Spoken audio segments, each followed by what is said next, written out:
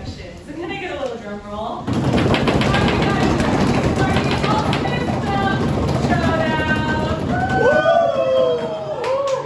I mentioned last week, we're gonna be trying to determine what is the best type of milk out on the market. On the market today. So, before I get started, I of course have to introduce you guys to our contestants.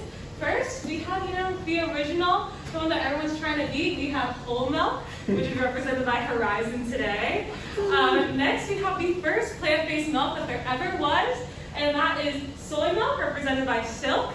We have the most consumed plant-based milk on the market right now. That's almond milk, represented by Blue Diamond. And then finally, the fastest growing alternative milk on the market, which is oat milk, represented by Oatly. And so we are going to be considering pricing, nutritional value, and environmental impact in today's analysis. And we're going to be scoring them on this handy-dandy little scoring form I have here. And we'll be ranking each of these milks 1 through 4 in each of these categories to find which one is the best. So first, we're going to start with pricing. Now, how many of you are familiar with this website? I'm sure that a lot of you guys shop at HEB because we're in Texas. But these are each of those 4 milks listed with their price. Now, whole milk up here is the most expensive at $5.62 a half gallon, and soy milk is the cheapest at $3.07 a half gallon. But I know some of you are thinking that I'm kind of doing whole milk injustice by having Horizon be the brand up there, so I do want to include generic brand whole milk as well as generic brand soy milk. Now, in the generic brands, the soy milk is actually more expensive per half gallon. So in terms of which one we judge as the cheaper one, I'm going to go ahead and give the win to whole milk, since on average, whole milk is cheaper than soy milk in most areas of the country. So whole milk is number 1, soy number 2, almond number 3, and then oat milk number 4. Now, moving on to nutrition. Going into this, we are going in under the assumption that we are looking for the glass of milk that's going to give us the most energy possible. So basically, we're looking for which milk provides us the most macronutrients. Those are carbs, proteins, and fats. And these are the things that give you energy for your day. We'll also consider micronutrients, but we're prioritizing those macros first. I also do want to mention that all the milks that we're looking at today are fortified. If we were looking at raw dairy milk and like homemade alternative milks, this would be a very different comparison. But here's a quote from the Academic Pediatrics Journal. Cow's milk still remains the best source of fats, proteins, and micronutrients. And you can kind of see that in these nutrition labels up here.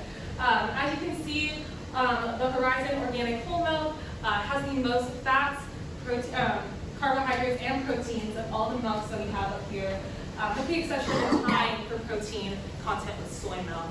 Now, if you look at the bottom of these labels, those vitamins that are highlighted in blue, that is where each of these milks exceeds compared to the other milks that it's being compared to.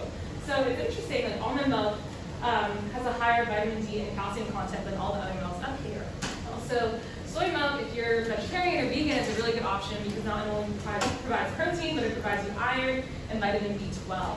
That being said, because we are prioritizing macronutrients, as I said before, I'm going to go ahead and give whole milk number 1, soy milk number 2 because of its protein content, then oat milk because of its micronutrient content, and then finally almond milk.